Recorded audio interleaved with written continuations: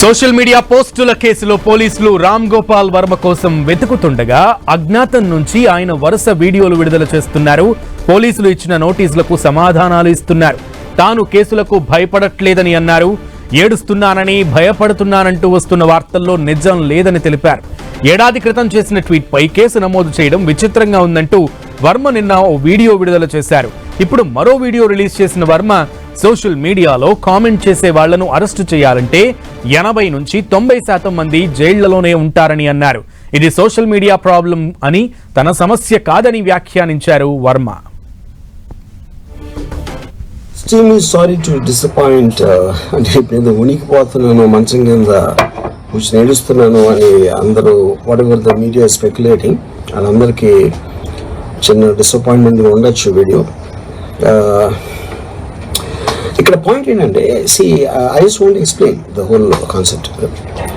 ఇప్పుడు నేను ఆల్మోస్ట్ ఒక 1 year బ్యాక్ ఏదో ట్వీట్స్ పెట్టాను అనే ఎలిగేషన్.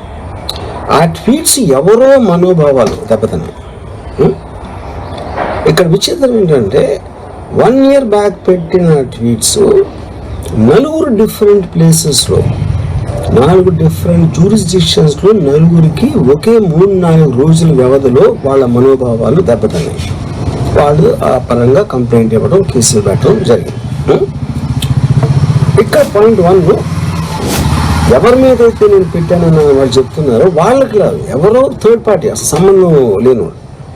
ఆ కాంటెక్స్ట్లో అసలు ఈ కేసు ఎలాగా, ఈ సెక్షన్స్ ఎలా వర్తిస్తాయి అనేది అప్పుడు ఆబ్వియస్గా నాకు వచ్చే అనుమానం కానీ, నాకు కానీ నా మనుషులు కానీ, ఇది ఒక పర్సిక్యూషన్ చేయటానికి ఒక పద్ధతి ప్రకారం ఉన్న ఎలవబుల్ లాస్ని వాడుతున్నారా, లేకపోతే ఇప్పుడు వరల్డ్ ఓవర్ ఒక ఫినామినా ఏం జరుగుతుందంటే, political parties they are weaponizing the systems of the police. అది అమెరికాలో జరుగుతుంది, యూరోప్లో జరుగుతుంది, ఎక్కడో జరుగుతుంది. సోషల్ మీడియాలో ట్వీట్స్, మీమ్స్ పెట్టినంత మాత్రాన ఎవరో ఒకళ్ళు ఏదో ఒక రోజు మేల్కొని 1 year తర్వాత, నేను అప్పుడు చూశాను కానీ ఇప్పుడే చూశాను, అప్పుడు పెట్టావు, ఇప్పుడు నా మనోభావం దెబ్బతిందంటే అసలు దానికి అంత అనేది ఉంటుందా అలాంటి కేసులు పెట్టడానికి?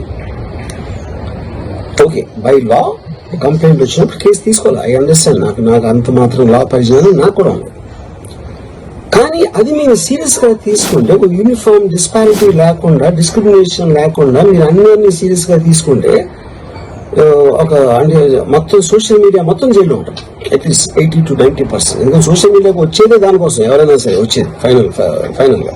So basically I felt there is a need for me to tell for the concern people. ఇప్పుడు నేను పారిపోయినా, దాక్కుని ఏడుస్తున్నానా, భయపడి ఉనికిపోతున్నానా, వాటెవర్, అది okay, that's all fine. I know that is entertainment at the end of the day. అలాంటి thumbnails లేకపోతే ఎవరు చూడరు కాబట్టి వాళ్ళ బతుకు తీరు కోసం అలాంటివి పెట్టుకుంటారు. I have no problem with that. Everybody wants to make a living.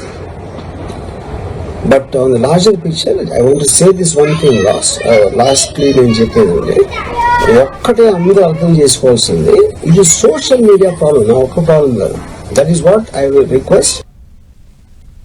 అటు రామ్ గోపాల్ వర్మ కోసం పోలీసులు విస్తృతంగా గాలిస్తున్నారు. 4 బృందాలుగా ఏర్పడిన పోలీసులు హైదరాబాద్, తమిళనాడులోని కోయంబత్తూరులో వెతుకుతున్నారు. మరోవైపు ఆర్జీబీ ముందస్తు బెయిల్ పిటిషన్లపై ఏపీ హైకోర్టులో రేపు విచారణ జరగనుంది.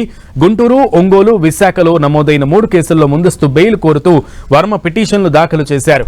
నిన్న పిటిషన్లపై విచారణ జరిగింది. మరోసారి రేపు విచారణ చేపట్టనుంది హైకోర్టు.